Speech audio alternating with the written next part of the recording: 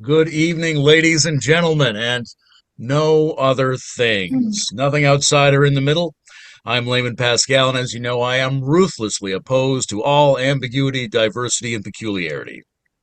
So if you're watching this at home and you're holding an event that requires that standard conventional dualities are mercilessly enforced with a no-nonsense attitude, my rates are very reasonable. Don't hesitate to reach out to me or my new production company, You Can't Prove It's Not Metamodern Productions. And before we get started, I'd like to make some news by making an important announcement. Who has no thumbs and just converted to Christianity? This guy. I'm a proud Christian now, and I think it's important to note that my conversion occurred about an hour and a half before Jordan Hall's conversion, so technically I have seniority.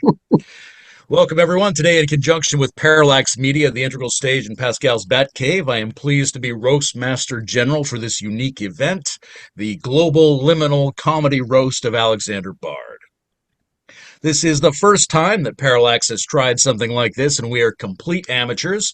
So the slogan that Tom and Mark and I came up with for tonight's event is the very honest slogan, "This will definitely suck a little," which I've been told is also what it says on the welcome mat at the front door of Alexander Bard's house.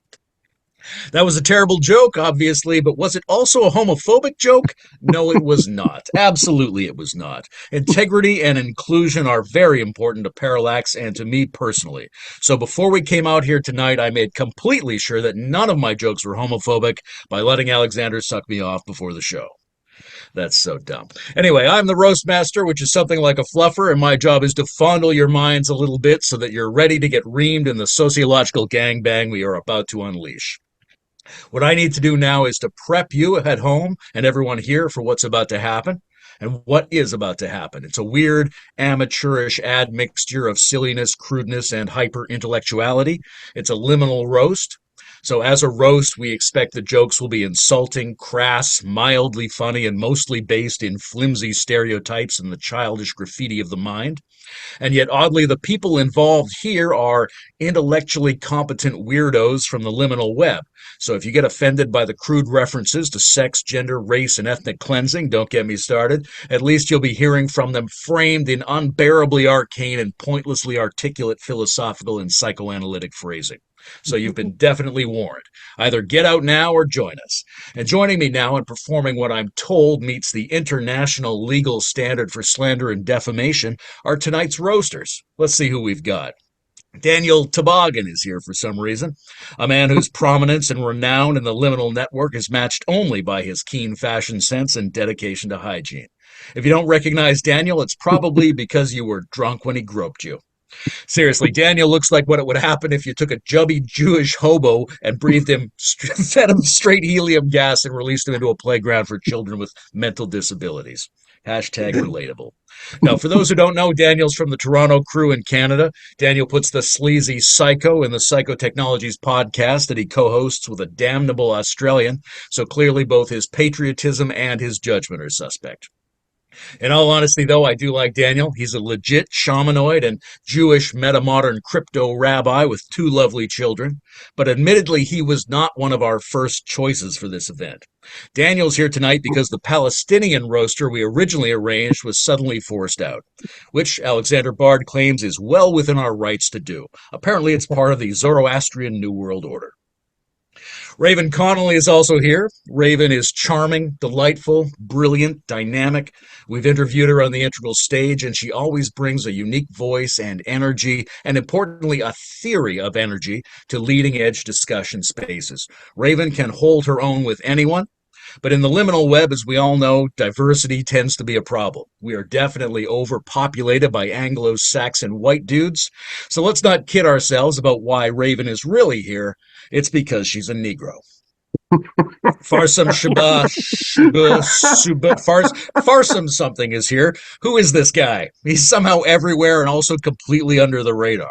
If anybody tonight is on the payroll of a global intelligence agency, it's probably this guy. Nah, I don't really mean that. Intelligence would be a considerable overstatement. And Farsam definitely does not work for the government. In fact, he's more like a terrorist than a government agent. That is, if years of photobombing integral community events counts as terrorism. Okay, who else is here? We've got itsy bitsy teeny weeny nutty Professor Andrew Sweeny. Andrew would be considered a woo woo faux intellectual throwback at home in Canada, but in Europe he passes for spiritually sophisticated. Actually, I have some trouble coming up with jokes about Andrew, but then I remembered his interest in the occult, so I decided to pull a tarot card to see if I could get inspired.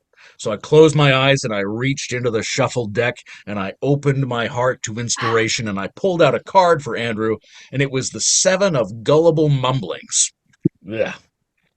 No, being serious, I enjoy my conversations with Andrew, and I like him a lot as a person. Andrew had a bit of a health scare recently with his knee, and he was worried he might end up losing the leg. And one of the weirdest things I've seen in the whole new philosophy and new culture movement lately is a persistent conspiracy theory that somehow Andrew's leg was actually amputated, and he's been hiding this from us. I think that's a crazy idea. I've been watching Andrew's interviews and courses very closely, and as far as I can tell from the sheer quality and richness of what he's providing, it looks more probable to me that the rest of him got amputated and now the leg is doing all the thinking. Wait, what? Brent Cooper is here. And to borrow words from U.S. President Donald Trump to describe himself, Brent is a very stable genius. Brent is one of the most articulate, insightful, and morally passionate researchers and theorists of metamodernism. Universally respected for his willingness to call out hypocrisy and ideological cowardice wherever he sees it. And unlike other big names in the field, Brent is willing to put aside his emotional reactions and work to converge around consensus and reconciliation. And let me tell you, it's paid off in a big way. Brent is raking in the cash as well as the accolades. Plus, his videos are not weird and off-putting at all. There's no joke here. I couldn't come up with a joke about Brent, so I'm just stating obvious facts that everyone knows. Please don't laugh. Of course, Alex Ebert is here. If you've looked him up on IMDb, you'll know that Ebert co-hosted a televised movie review show with Gene Siskel in the 80s and 90s, but now he's regressing. Honestly, the only philosopher who would look more at home in the 1970s than Alex would be Friedrich Nietzsche if he worked in the porn industry. Ebert looks like the Sesame Street puppet version of an aging metropolitan hipster curmudgeon. I know, it's cheap to pick on someone's appearance. I had other jokes, better jokes about Ebert, but I made the mistake of running them past him first to make sure he was okay with them. What I got back from him was a joke card with almost every word I'd written redacted, blacked out, censored. When I asked him what was the matter, what was so offensive or upsetting about the jokes I'd written, he said, no, it was nothing. It's just that according to Hegel, the true joke is the negation of the content of jokes. Bruce Alderman is here too. Everyone knows Bruce and I work closely together, so I asked Bruce which sort of well-recognizable traits about himself would make good fodder for roast joke zingers.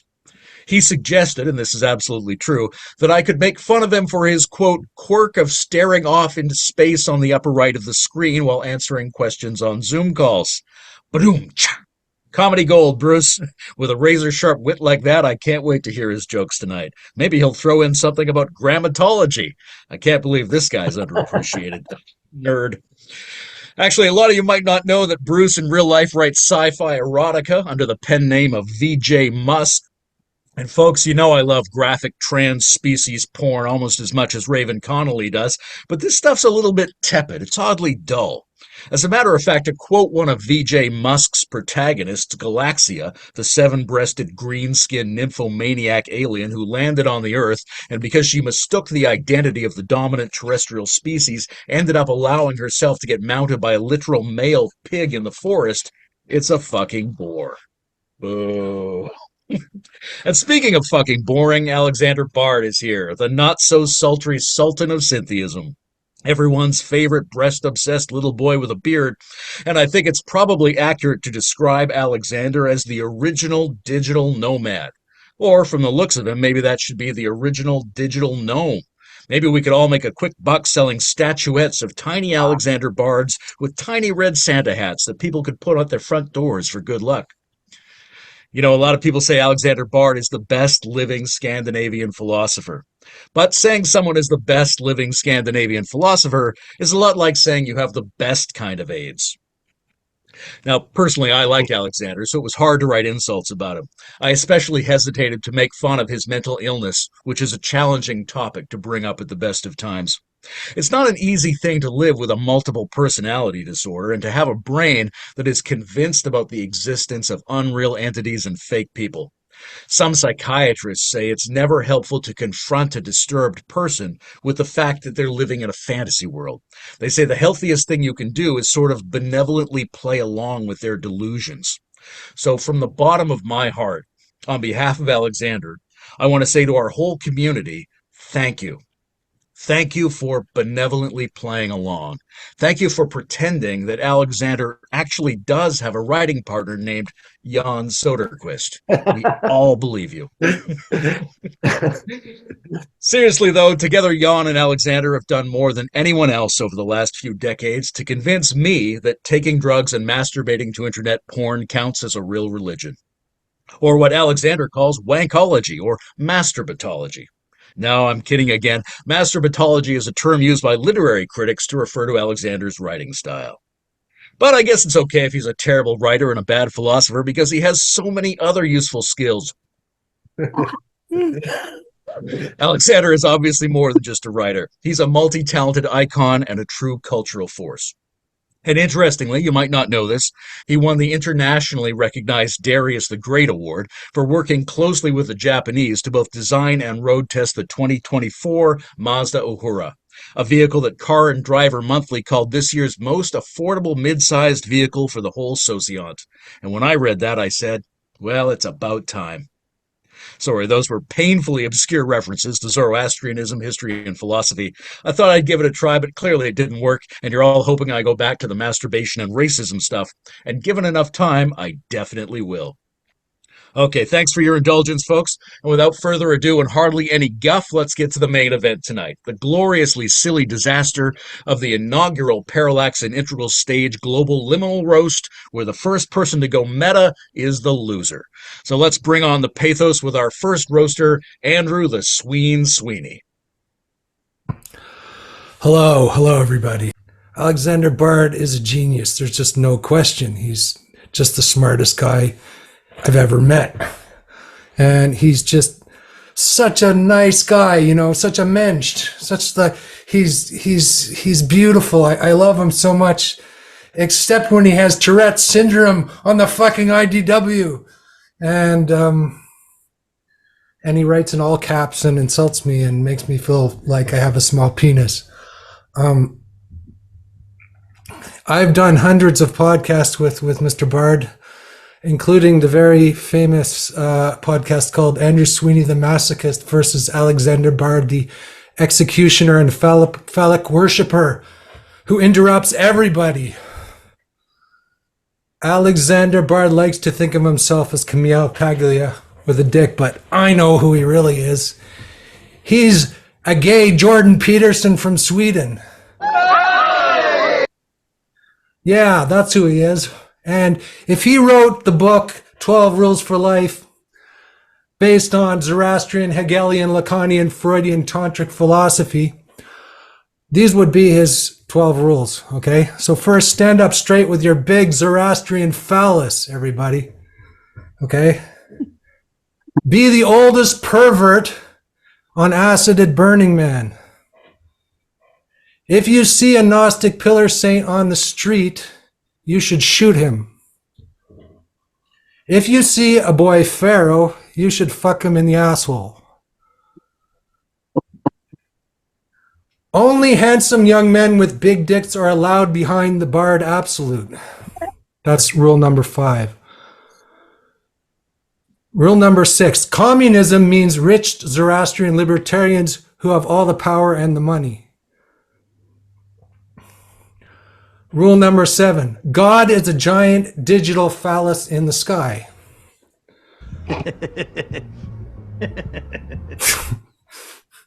Rule number 8. Kant, Plato, and Jordan Peterson have very small penises. Rule number 9. Hegel, Nietzsche, and Freud have big dicks and are really Zoroastrians. And so is Padmasambhava, and so are the Sufis. And in fact, everyone I think is cool as a Zoroastrian.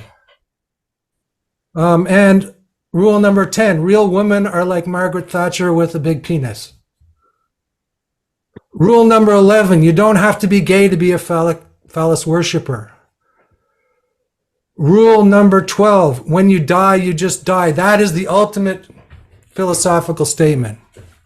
So anyway, thank you so much, Alexander, for giving us the true tantric philosophy. There you go. That's it for me.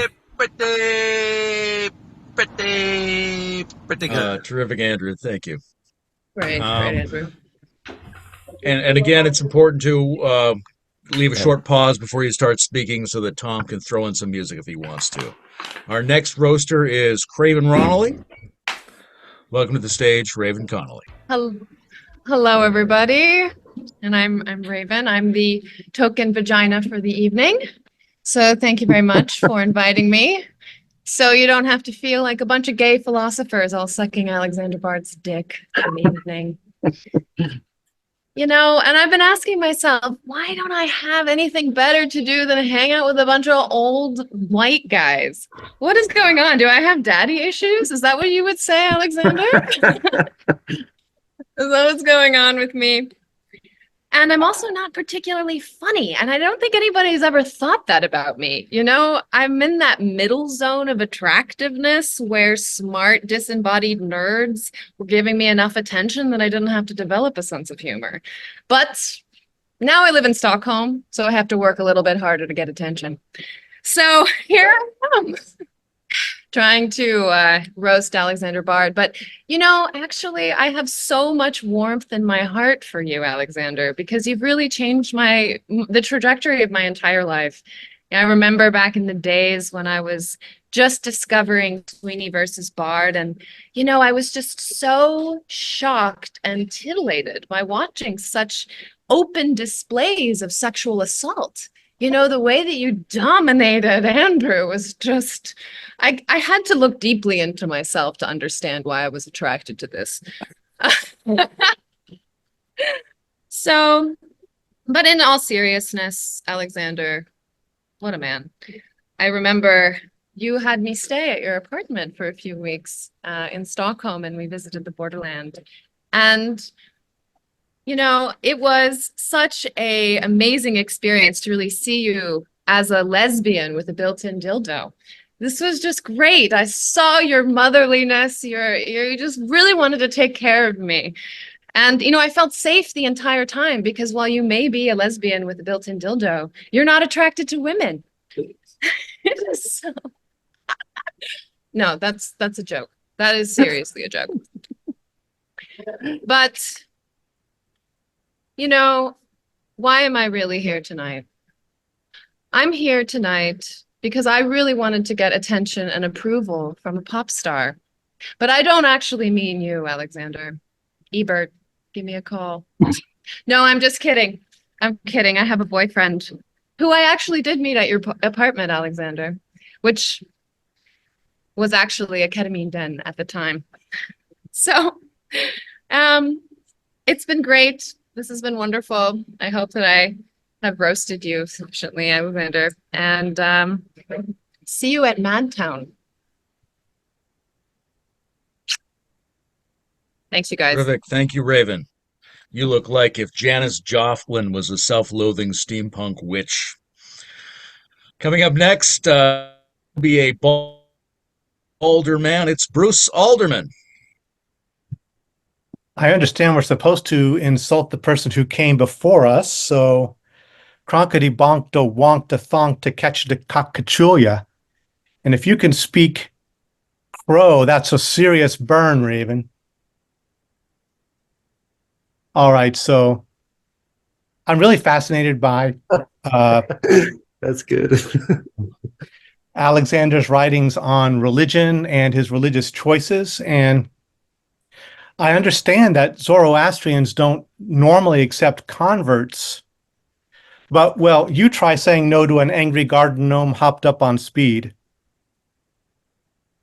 Seriously, I think Alexander's right that Syntheism or any other newfangled religion will likely fail without adequate philosophical and theological foundation beneath it. And since Zoroastrianism is very old, obscure, nearly memberless, and practically dead, he thought, well, if no one else is using this, wisely, for extra buttressing, he pairs Zoroastrianism up with Taoism and Buddhism for a so-called Silk Road triad. As a former sex worker and bisexual, apparently he never lost his love of silk and threesomes. Buddhism is definitely the woman here. Alexander Bard, philosophy's enfant terrible, apparently dresses for work by raiding Aleister Crowley's baby closet. He's the only man I know who can discuss the metaphysics of sex and death and still look like he's about to ask for his sippy cup back.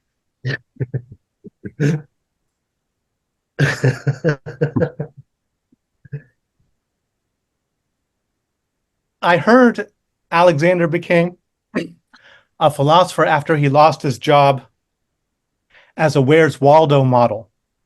No one ever had to ask where he was because look at it, you can spot those socks from space.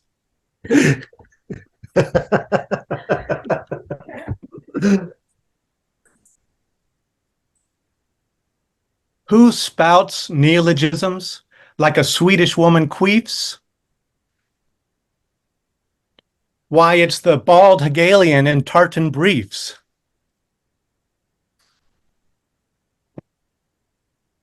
And how to be a philosopher beyond all mocking? Be the one who dresses like Pippi Longstocking. Looking at Alexander's fashion choices, I'm starting to think his philosophy books are just elaborate explanations for his wardrobe choices. Alexander's wardrobe is really, seriously, I want to get a little bit more technical and highbrow for you. His wardrobe is a case study in membranics, where each piece of clothing is less about covering a body and more about connecting to the cosmic network of what on earth is he wearing. So, have any of you read Process and Event yet? I don't have much time to read these days and usually prefer audio. And with a heavy book like this, audio is pretty difficult going. Luckily, Layman told me about Bala Borka, which is this software program that can read stuff out loud to you. And I was really pleased to find that they had the Muppets Swedish chef voice option available to me. So I just set it there and let it go. It's much easier going down. And I'm relenting now. After I have to just pause a moment to let the laughter subside, and I'll pass this on.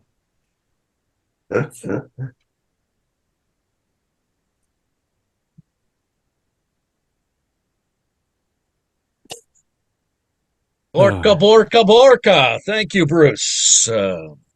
Coming up next, we've got Farsam Shadab. Say shit and they ain't saying nothing. 100 motherfuckers can't tell me nothing. I bees in the trap, bees in the trap. I bees in the trap, bees in the trap. So, thank you all for having me here. I guess now I understand why I was invited. Apparently, this is the closest thing you guys can actually find to a token Zoroastrian, being of Persian heritage.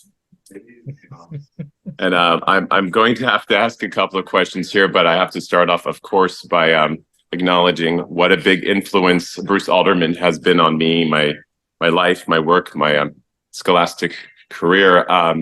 Bruce, I can't remember the names of any of your works, and I'm going to really have to struggle to even pull together any citations. But at some point, I'm going to have to remember what you wrote, and we're going to have to get together and catch up.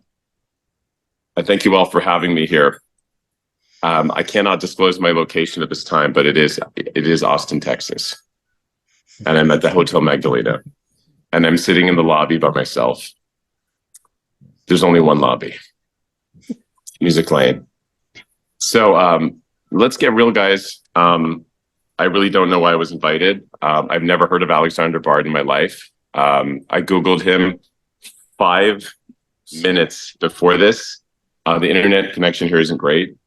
No, I'm not joking to any degree. I have no idea who you are, Alexander. In fact, right now I'm just kind of scrolling through the Zoom here on my phone. I don't even know. The resolution's not even great. I don't even know which one of you is Alexander. I was based on the jokes. So can somebody just please tell me why this man matters? Why we're doing this? Is this some part of some? Is it possible this is an actual intervention that's being run right now? This was all under the guise of a comedy roast? Is there a story? Is there a story? No. Okay. Well, I mean, in the event that this is an intervention, listen. It's important that you do get help. The first choice is the choice to get better. Okay. I think if you're just willing to receive the love and support from those who have bothered to show up here and let you know that they do care, they do think that you do have a problem, a serious problem, and receive the perception of others beyond your own monological gaze that's so exoterically fixated on the technology and transtopian nightmares we may be all creating here together. But genuinely, a couple of people that I DM'd right before this did say I should bother to pay a little bit of attention to you, Alexander. So I guess at some point I'm going to have to wait till I have some Amazon gift cards, and maybe I'll get a book sent to me that'll sit on a pile of things that eventually I'll get to, unless the singularity hits first. But does anyone have anything to inform me about Alexander? I understand that we can all comment and make jokes here, share our insights. What am I supposed to understand about this man's contribution to humanity, contemporary society? Nobody. So, I mean, does this not say much as far as we're concerned? Alexander, since I may be the closest thing to a living Zoroastrian legacy holder you've ever met, is there anything you'd like to ask me? Where did you find this guy? I love this guy. This is the most original roast ever, Farsam. You're a genius. Okay. We'll be in touch. We'll be in touch. Absolutely. Yes. I just want to make sure that this isn't also the off-the-shelf software that Google just handed down because they renamed Bard Gemini, and now that Bard AI. I told them to. So Bard is closed down. It's all Gemini. Effectively now. worth Yes, nothing. Yes. It's open source software. I have my name back. Yes. Thank you. Okay. Alexander Gemini, it was a pleasure. Thank you. Thank you all. I'm sorry, everyone. I'm very sorry about that. If we'd known that guy was Persian, he would never have gotten in. Coming up next, Brent the Unbent Cooper. Tom's going to load up a video Brent gave us.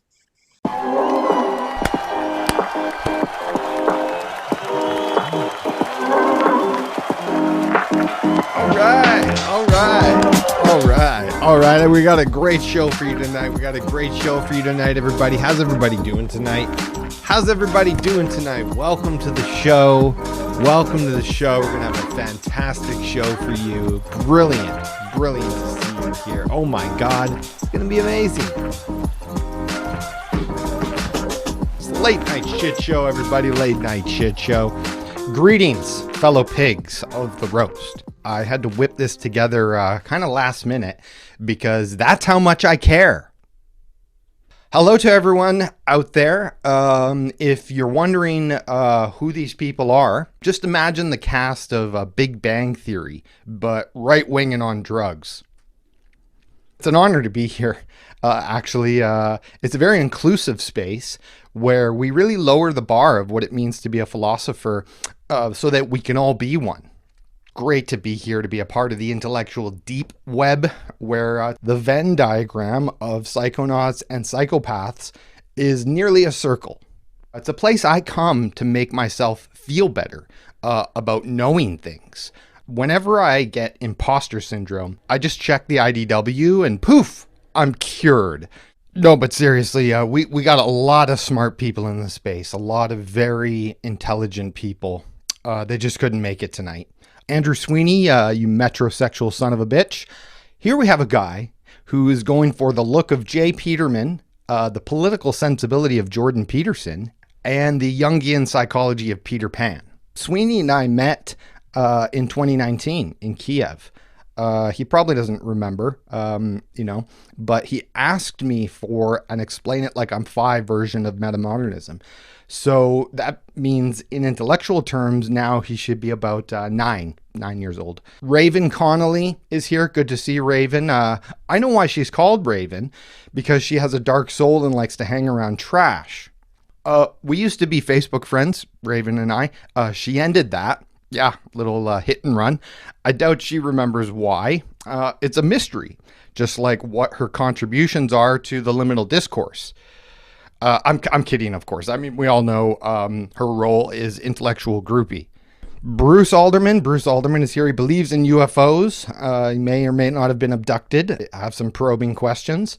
He doesn't have any proof, of course, but he claims to have had firsthand paranormal experiences. And, that definitely meets the standard for a compelling argument here in the intellectual deep web. In fact, Bruce is so deep in it, he actually worked with Stephen Greer. That's right, Mr. Disclosure himself. Now that is commitment to the bit. Bruce is an adjunct professor at the JFK University School of Psychology, not to be confused with the JFK School of Government over at Harvard. No, JFK University is one of those new age integral schools. More power to him, frankly, because Harvard sucks anyway.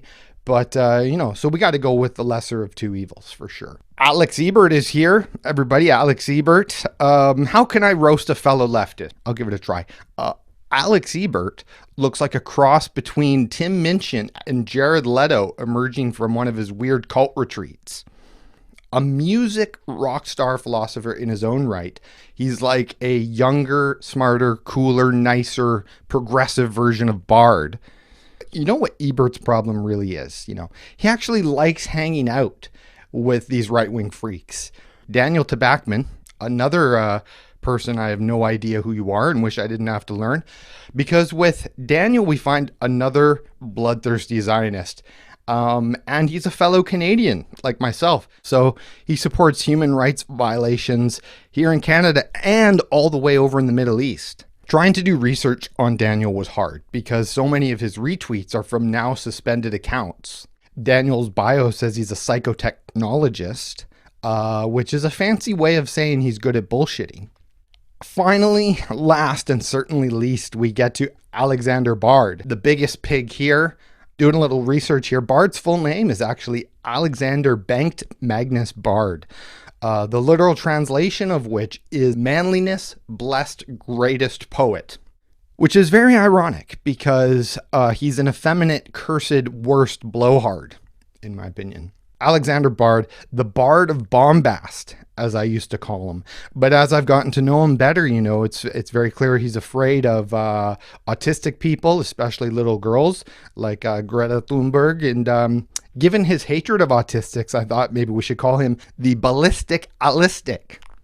The Swedish meatball was already taken. Puts the ass in Zoroastrian.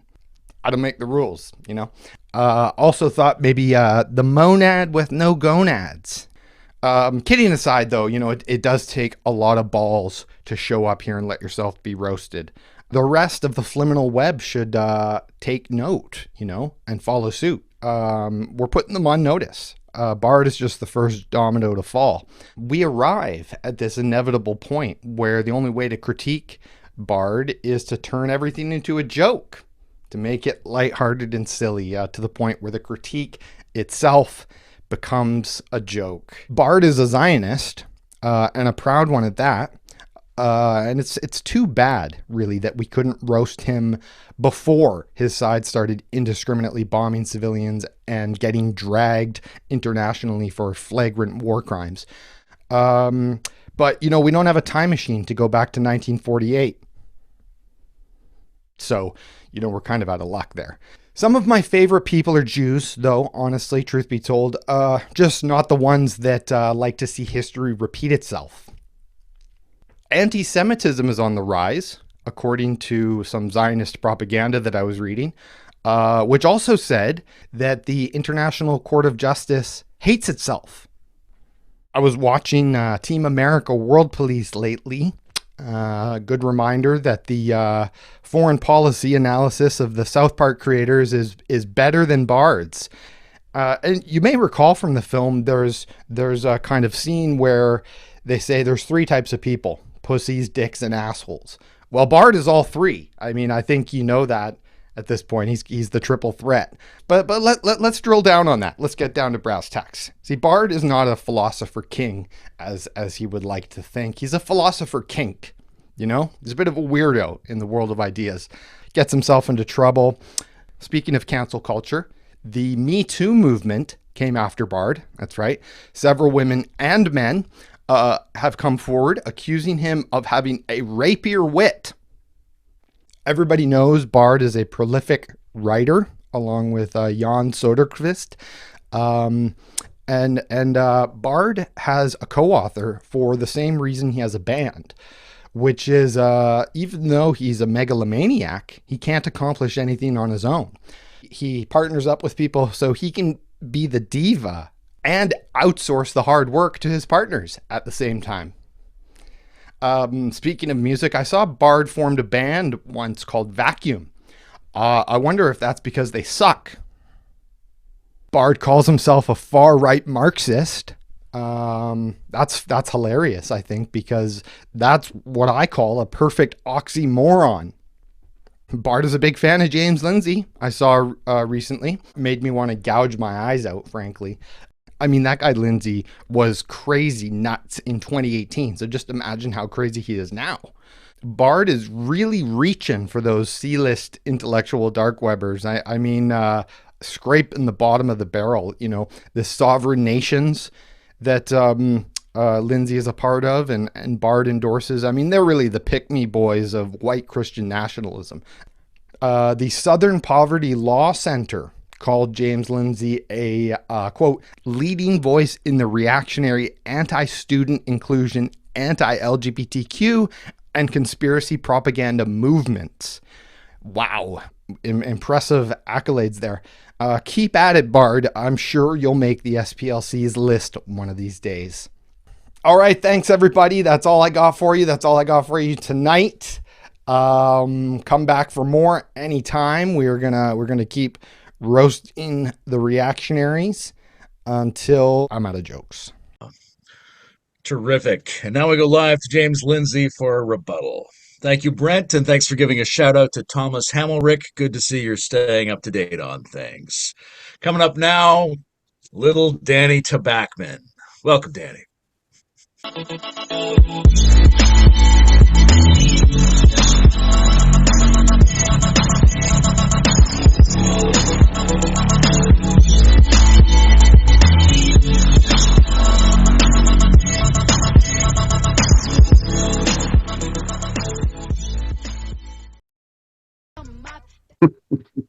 Brett, if I wasn't a fan of human rights violations, I wouldn't be here. So, all right.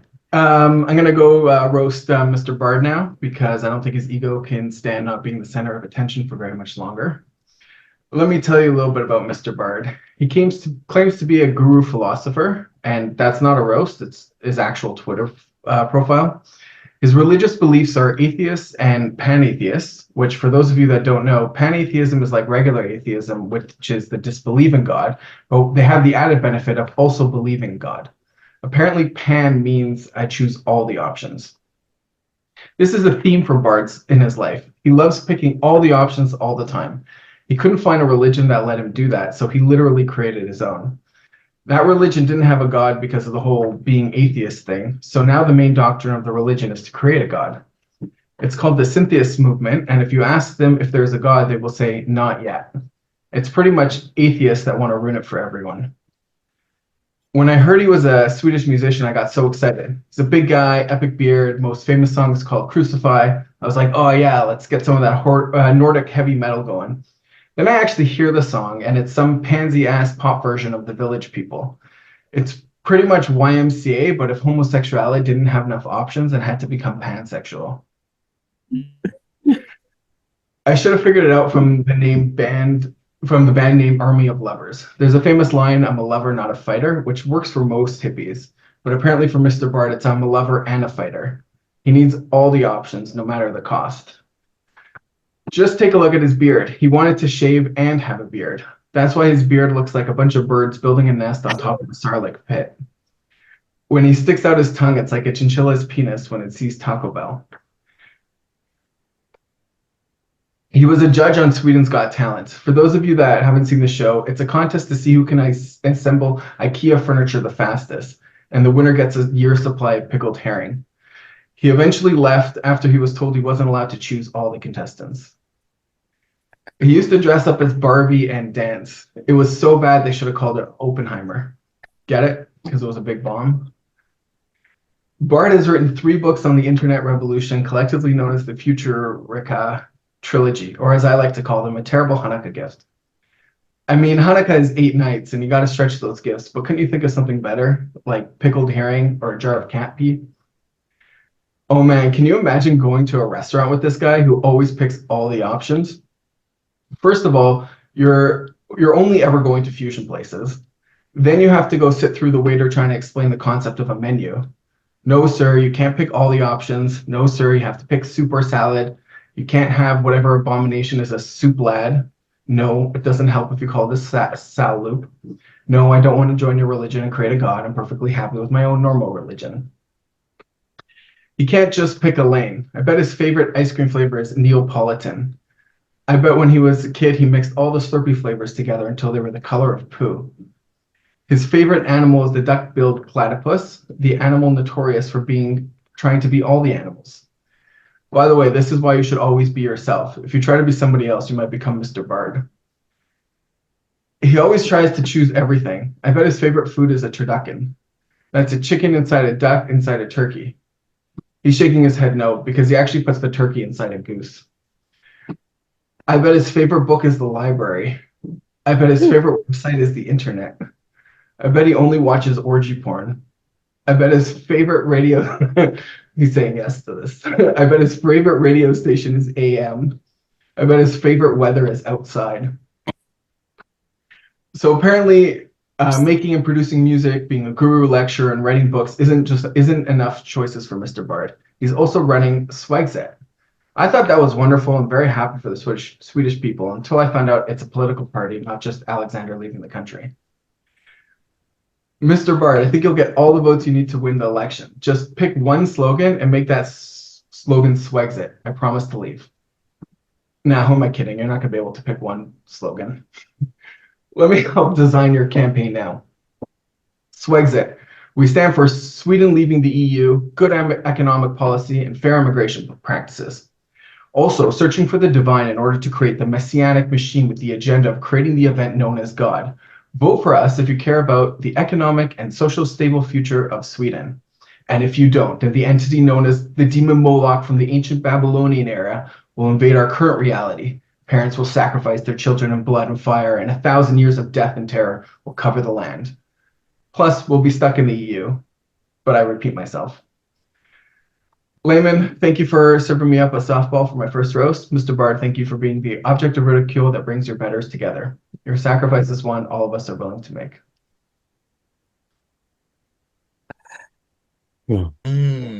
Merci, Daniel. Vive le Canada. Love the platypus and turducken references. Comedy golds. And now our final roaster, a fellow I like to call Alex, Ebert, and Ernie. Can I speak? Wow, I'm so excited for this. I just want to take a minute to say how much I love talking with intellectuals, just being here, people with the conviction and temerity and courage to stand up and speak out and say, you know what? I'm smart.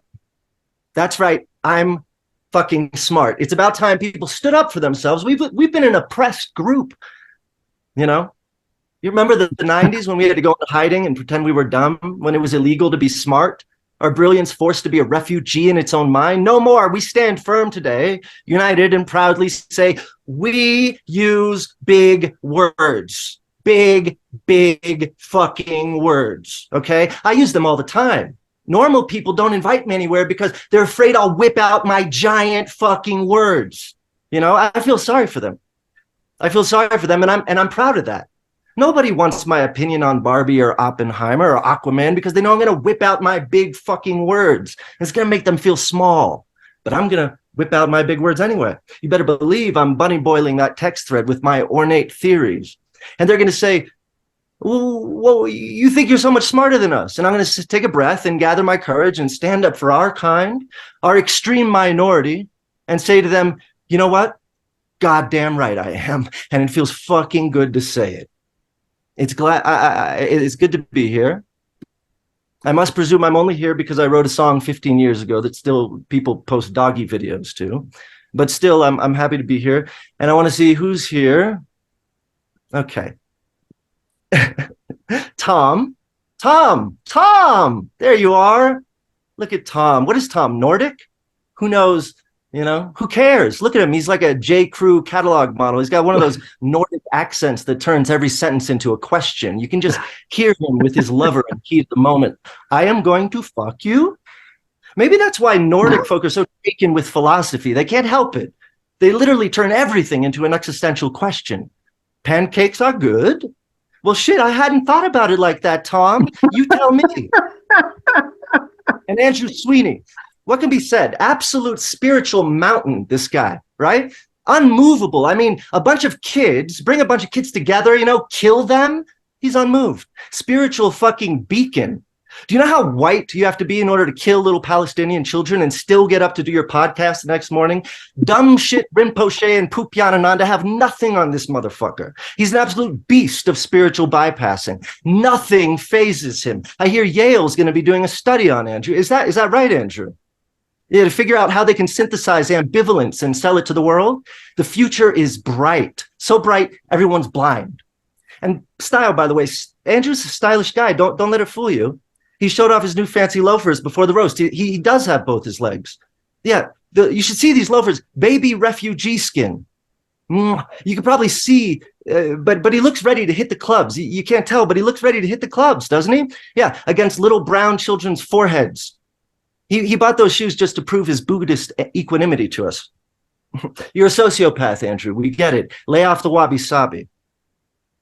I'm kidding. Tom and Andrew, in all seriousness, I'm sure I'm speaking for all of us here, we're really glad that you have Parallax, this forum. I just want to say that without Parallax, yeah, I couldn't come up with anything. Would ever happen. Parallax would disappear from the face of the fucking planet tomorrow. Maybe just life as usual. Anyway, then of course we have the demon god of jazz speak, the silver-tongued peripatetic professor of improvised alliterations, White Coltrane himself, Layman Pascal. Of course, he has often collaborated on podcasts with Bruce Alderman, who's also here. I don't know where you found Bruce, by the way.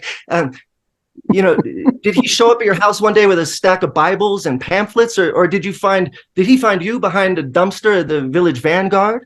Either way, it was a match made in heaven and hell. Astounding listening to the two of you banter on with your encyclopedic knowledge of Eastern philosophy and the occult. But Alderman, I really must say, you're too nice to be here. I mean, you really shouldn't be here. Please leave or avert your eyes or something. I don't want you to hear any of this, young man. This is too rude for your delicate and nubile soul, good sir. I mean, run for the soft, sweet bosom blankets of whatever blearingly bland textbook from whence you came. Or stay. It's your life if you want to waste it. Stay. Your presentation was hilarious, by the way, Bruce. Brent Cooper. Edgy, but meh. What is the friend zone for colleagues? Like, where do colleagues put their colleagues? You know, like what zone? Anyway, Brent is in that zone for everyone.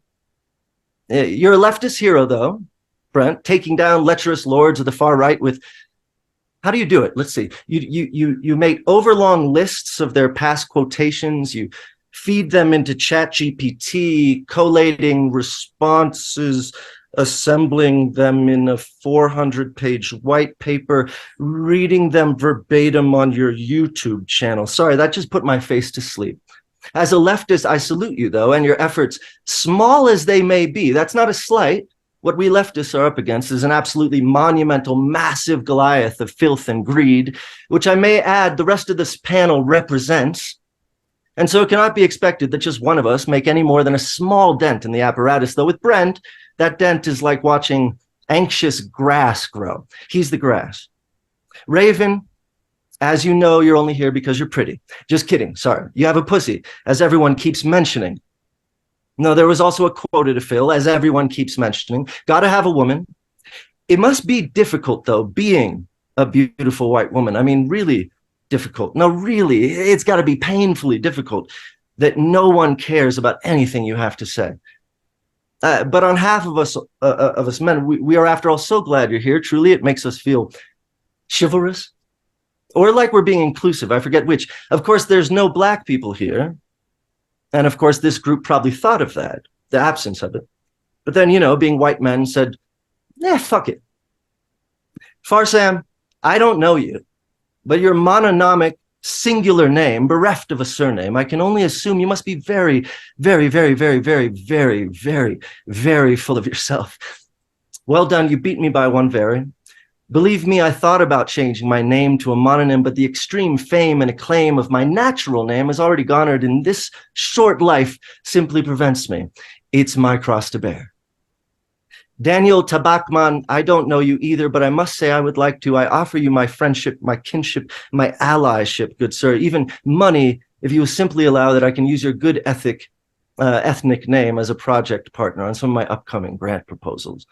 Anyway, just kidding. But not really. I have some killer Taylor Swift ticket hack and yoga retreat in Honduras and a whole actual Bitcoin. I scratch your back, you scratch mine. Capiche? Finally, Bard. Alexander Bard, what can be said about you that hasn't been said already today? What a nice guy. No, Andrew said that. And I'm not saying it. But really, you're the reason we're here tonight. And the reason is because you've touched so many of us quite deeply, mostly without consent. A patrol car will be circling around momentarily to take you away, good sir.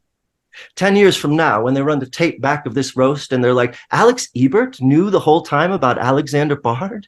Well, let me just speak to you future people right now and say, no, I did not. I just had a big, giant, raging phallic hunch.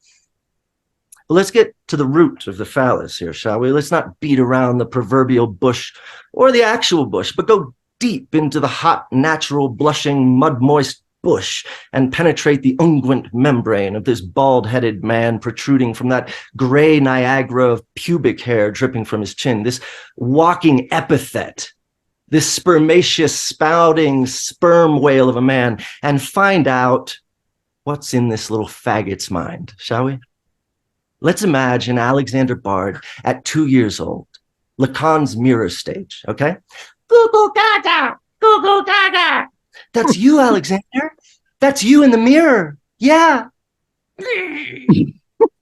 Alexander, don't flick yourself off. Alexander flicks his mother off. Alexander, don't flick your mother off. Yes, even from a young age, Alexander Bard was a deep and prophetic systems thinker. Wait, sorry, I meant even from a young age, Alexander Bard was an absolute raging asshole. True story, okay? Here's a true story. He never learned how to use lowercase letters as a child. Yes, it was a very rare condition, a kind of textual autism known as, I'm a giant fucking asshole, to self. Typing in capital letters all the time. I mean, here he is, just 3 years old, suffering from being the smartest person in the room, in his mind. The room in his mind, nice white room, cot in the corner, little tiny window. A sanitarium is what I'm describing. Now, his real room had maybe a few caricatures of Zoroastrian gods on the wall, a little cheap Alexander Calder-esque mobile of the Nordic cross dangling over his crib, a baby bottle in one hand because, of course, he refused unification with his mother's tits, right? A knife in the other to keep his mother away. He's a survivor, is what I'm saying. And really, we owe this man a lot. I mean, he hosts us every day and night in the intellectual deep web forum, not dark web, ladies and gentlemen, deep web. He hosts us there, and he's the most spectacular host. I mean, it's almost magical. How does he find the time to read and review everyone's posts and simultaneously absorb more cultural artifacts and books and essays and articles than anyone else we know? How? He doesn't. That's the answer. It's not a magic trick, ladies and gentlemen. He simply doesn't read any of the stuff he says he does. You don't need to read when you use capital letters to respond to everything. That's the beauty of screaming. Anyway, we've had our knockdown, drag-out fights and so on, and now I'm going to drop my script and just say that, Bard, I never went to college. You're my professor, my nutty professor. A little too nutty, but nutty. And I appreciate you, and I'm glad to be here for this roast. Cheers, all.